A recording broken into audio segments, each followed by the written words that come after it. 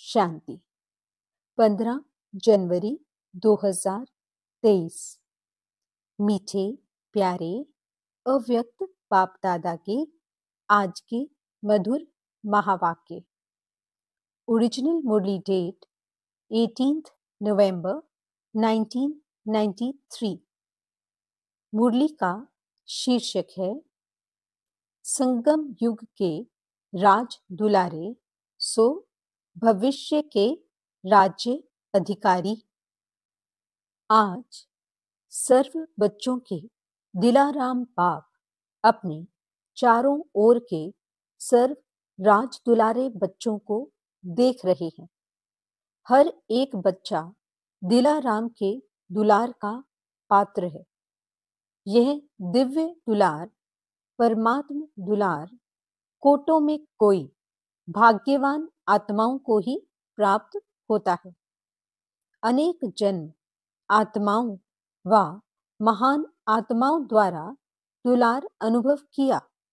अब इस एक अलौकिक जन्म में परमात्म प्यार व दुलार अनुभव कर रहे हो। इस दिव्य दुलार द्वारा राज दुलारे बन गए हो। इसलिए दिलाराम बाप को भी अलौकिक फख्र है कि मेरा हर एक बच्चा राजा बच्चा है। राजा होना प्रजा तो नहीं। सभी अपना टाइटल क्या बताते हो? राज योगी।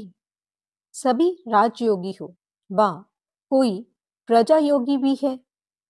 सब राजयोगी हो तो प्रजा कहाँ से आएगी? राज्य किस पर करेंगे? प्रजा तो चाहिए ना।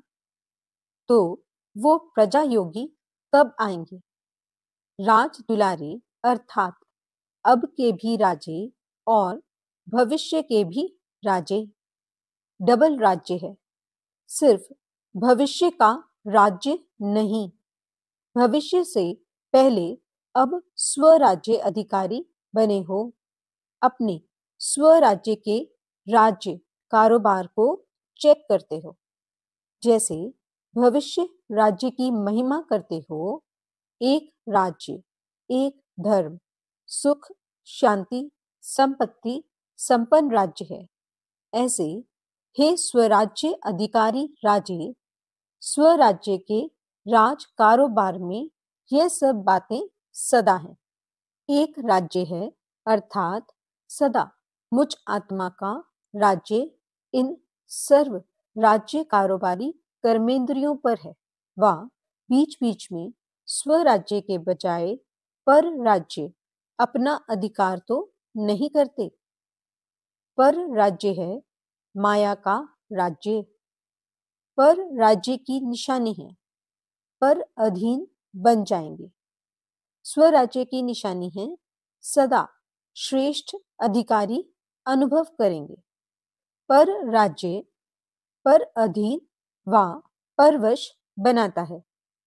जब भी कोई अन्य राजा किसी राज्य पर अधिकार प्राप्त करता है तो पहले राजा को ही कैदी बनाता है अर्थात पर अधीन बनाता है। तो चेक करो कि एक राज्य है कि बीच बीच में माया के राज्य अधिकारी आप स्वराज्य अधिकारी राजाओं को व आपके कोई भी कर्मेंद्रियों रूपी राज कारोबारी को परवश तो नहीं बना देते हैं। तो एक राज्य है व दो राज्य है। आप स्वराज्य अधिकारी का लॉ और ऑर्डर चलता है व बीच बीच में माया का भी ऑर्डर चलता है। साथ साथ एक धर्म, धर्म अर्थात धारणा। तो स्वराज्य का धर्म व धारणा एक कौन सी है? पवित्रता। मन, वचन, कर्म, संबंध, संपर्क, सब प्रकार की पवित्रता, इसको कहा जाता है एक धर्म अर्थात एक धारणा। स्वप्न मात्र, संकल्प मात्र भी अपवित्रता अर्थात दूसरा धर्म न हो, क्योंकि जहाँ पवित्रता है वहाँ अपवित्रता अर्थात व्यर्थ व विकल्प का नाम निशान नहीं होगा। ऐसे समर्थ सम्राट बने हो व ढीले ढाले राजे हो व कभी ढीले कभी सम्राट, कौन से राजे हो। अगर कभी छोटा सा एक जन्म का राज्य नहीं चला सकते तो 21 जन्म का राज्य अधिकार कैसे प्राप्त करेंगे। संस्कार अब भर रहे हैं। अभी के श्रेष्ठ संस्कार से भविष्य संसार बनेगा। तो अभी से एक राज्य एक धर्म के संस्कार भविष्य संसार का फाउंडेशन है। तो चेक करो, सुख शांति संपत्ति अर्थात सदा हद की प्राप्तियों के आधार पर सुख है व आत्मिक अतीन्द्रिय सुख परमात्मा सुखमय राज्य है। साधन व सैल्वेशन व प्रशंसा के आधार पर सुख की अनुभूति है व परमात्मा आधार पर अतीन्द्रिय सुखमय राज्य है। इसी प्रकार से अखंड शांति किसी भी प्रकार की अशांति की परिस्थिति अखंड शांति को खंडित तो नहीं करती है। अशांति का तूफान चाहे छोटा हो चाहे बड़ा हो, लेकिन स्वराज्य अधिकारी के लिए तूफान अनुभवी बनाने की उड़ती कला का तोहफा बन जाए, लिफ्ट की गिफ्ट बन जाए। इसको कहा जाता है अखंड शांति। तो चेक करो, अखंड शांतिमय स्वराज्य है। ऐसे ही संपत्ति अर्थात स्वराज्य की संपत्ति ज्ञान गुण और शक्तियां हैं। इन सर्व संपत्तियों से संपन्न स्वराज्य अधिकारी हैं। संपन्नता की निशानी है। संपन्नता अर्थात सदा संतुष्टता, अप्राप्ति का नाम निशान नहीं। हद के इच्छाओं की अविद्या, इसको कहा जाता है संपत्तिवान। और राजा का अर्थ ही है दाता। अगर हद की इच्छा व प्राप्ति की उत्पत्ति है तो वो राजा के बजाय मंगता यानी मांगने वाला बन जाता है। इसलिए अपने स्वराज्य अधिकार को अच्छी तरह से चेक करो कि मेरा स्वराज्य एक धर्म सुख शांति संपन्न बना है कि अभी तक बन रहे हैं। अगर राजा बन रहे हैं तो जब राज्य अधिकारी स्थिति नहीं है तो उस समय क्या हो, प्रजा बन जाते हो व न राजा न प्रजा, बीच में हो। अभी बीच में नहीं रहो। यह भी नहीं सोचना कि अंत में बन जाएंगे। अगर बहुत काल का राज्य भाग्य प्राप्त करना ही है तो बहुत काल के स्वराज्य का फल है बहुत काल का राज्य। फुल समय के राज्य अधिकार का आधार वर्तमान सदा काल का स्वराज्य है। समझा? कभी अलबेले नहीं रह जाना, हो जाएगा नहीं करते रहना। बाप दादा को बहुत मीठी बातों से बहलाते हैं। राजा के बजाय बहुत बढ़िया वकील बन जाते हैं। ऐसी ऐसी लॉ पॉइंट्स सुनाते हैं जो बाप भी मुस्कुराते रहते हैं। वकील अच्छा या राजा अच्छा, बहुत होशियारी से वकालत करते हैं। इसलिए अब वकालत करना छोड़ दो, राज दुलारे बनो। बाप का बच्चों से स्नेह है, इसलिए सुनते देखते भी मुस्कुराते रहते हैं। अभी धर्मराज से काम नहीं लेते। स्नेह सभी को चला रहा है। स्नेह के कारण ही पहुंच गए हो ना। तो स्नेह के रिस्पॉन्स में बाप दादा भी पदक गुना स्नेह का रिटर्न दे रहे हैं। देश विदेश के सभी बच्चे स्नेह के विमान द्वारा मधुबन में पहुंचे हो।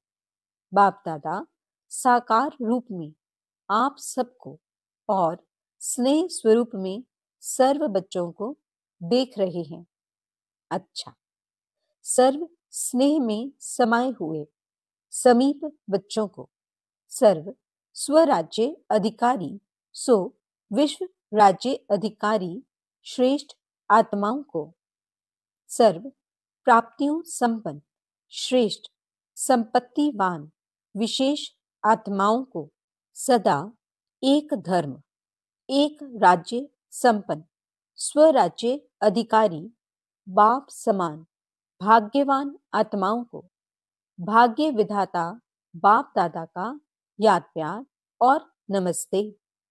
हम रूहानी बच्चों की रूहानी बाप दादा को दिल व जान सिक व प्रेम से नमस्ते नमस्ते नमस्ते जी।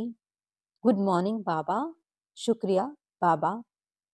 दादियों से मुलाकात। सभी कार्य अच्छे चल रहे हैं ना? अच्छे उमंग उत्साह से कार्य हो रहा है। करावन हार करा रहे हैं और निमित्त बन करने वाले कर रहे हैं। ऐसे अनुभव होता है ना? सर्व के सहयोग की अंगुली से हर कार्य सहज और सफल होता है। कैसे हो रहा है ये जादू लगता है ना? दुनिया वाले तो देखते और सोचते रह जाते हैं और आप निमित्त आत्माएं सदा आगे बढ़ते जाएंगे, क्योंकि बेफिक्र बादशाह हो। दुनिया वालों को तो हर कदम में चिंता है और आप सबके हर संकल्प में परमात्मा चिंतन है, इसलिए बेफिक्र हैं। बेफिक्र है ना? अच्छा है। अविनाशी संबंध है। अच्छा, तो सब ठीक चल रहा है और चलना ही है। निश्चय है और निश्चिंत है। क्या होगा, कैसे होगा, यह चिंता नहीं है। टीचर्स को कोई चिंता है? सेंटर्स कैसे बढ़ेंगे, यह चिंता है। सेवा कैसे बढ़ेगी, यह चिंता है? नहीं है। बेफिक्र हो। चिंतन करना अलग चीज है, चिंता करना अलग चीज है।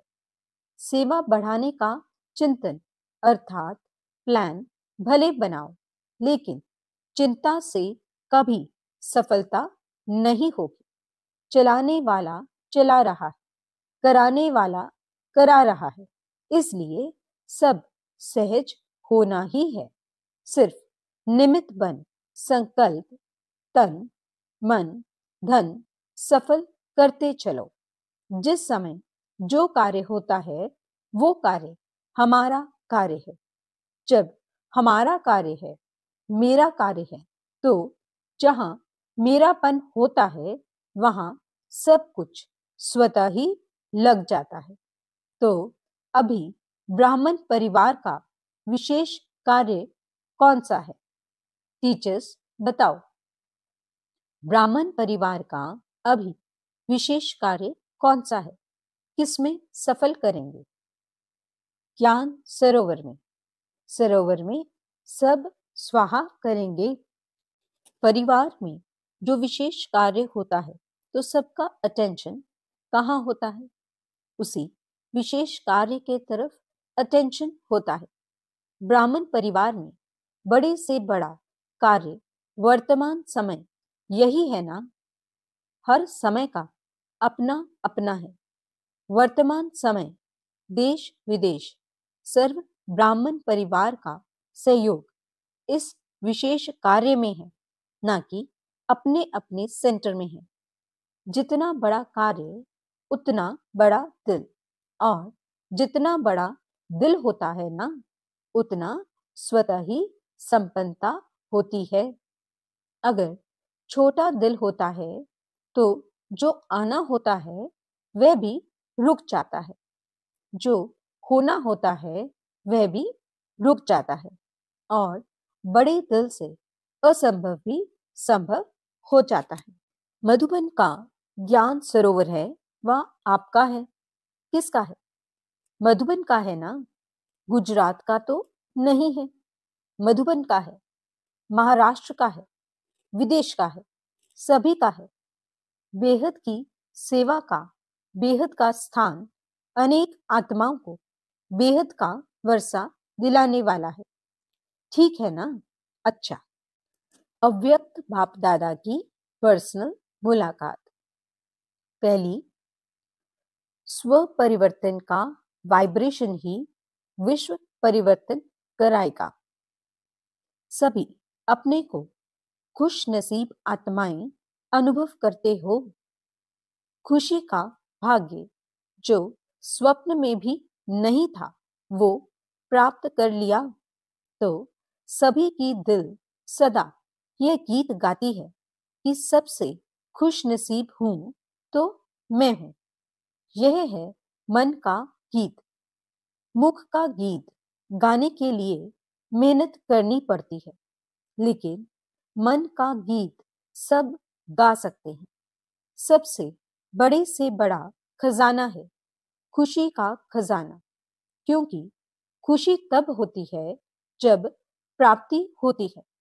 अगर अप्राप्ति होगी तो कितना भी कोई किसी को खुश रहने के लिए कहे, कितना भी आर्टिफिशियल खुश रहने की कोशिश करे, लेकिन रह नहीं सकते।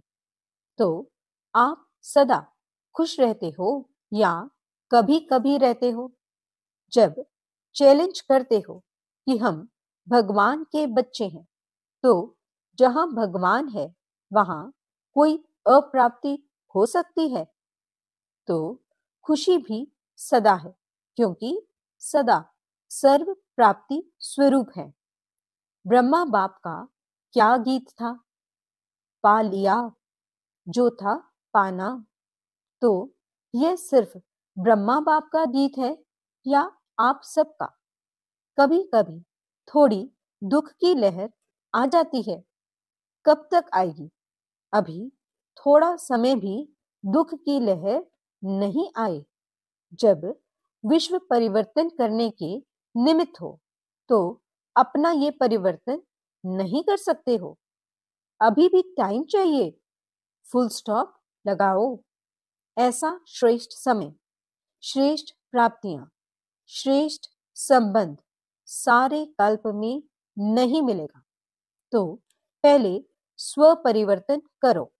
यह स्व परिवर्तन का वाइब्रेशन ही विश्व परिवर्तन कराएगा। डबल विदेशी आत्माओं की विशेषता है फास्ट लाइफ। तो परिवर्तन में फास्ट है। फॉरेन में कोई ढीला ढाला चलता है तो अच्छा नहीं लगता है ना? तो इसी विशेषता को परिवर्तन में लाओ। अच्छा है, आगे बढ़ रहे हैं और बढ़ते ही रहेंगे। पहचानने की दृष्टि अच्छी तेज है जो बाप को पहचान लिया। अभी पुरुषार्थ में भी तीव्र, सेवा में भी तीव्र और मंजिल पर संपूर्ण बन पहुंचने में भी तीव्र। फर्स्ट नंबर आना है ना? जैसे ब्रह्मा बाप फर्स्ट हुआ ना, तो ब्रह्मा बाप के साथी बन फर्स्ट के साथ फर्स्ट में आएंगे। ब्रह्मा बाप से प्यार है ना? अच्छा, माताएं कमाल करेंगी ना? जो दुनिया असंभव समझती है वो आपने सहज करके दिखा दिया। ऐसा कमाल कर रही हो ना? दुनिया वाले समझते हैं कि माताएं निर्बल हैं, कुछ नहीं कर सकती। आप असंभव को संभव करके विश्व परिवर्तन में सबसे आगे बढ़ रही हो। पांडव क्या कर रहे हो? असंभव को संभव तो कर रहे हो ना? पवित्रता का झंडा लहराया है ना? हाथ में अच्छी तरह से झंडा पकड़ा है या कभी नीचे हो जाता है? सदा पवित्रता के चैलेंज का झंडा लहराते रहो। दूसरी मुलाकात। रोज अमृत वेले कंबाइंड स्वरूप की स्मृति का तिलक लगाओ। सदा अपने को सहज योगी अनुभव करते हो। कितनी भी परिस्थितियां मुश्किल अनुभव कराने वाली हों, लेकिन मुश्किल को भी सहज करने वाले सहज योगी हैं। ऐसे हो या मुश्किल के समय मुश्किल का अनुभव होता है, सदा सहज है। मुश्किल होने का कारण है बाप का साथ छोड़ देते हो। जब अकेले बन जाते हो तो कमजोर पड़ जाते हो, और कमजोर को तो सहज बात भी मुश्किल लगती है।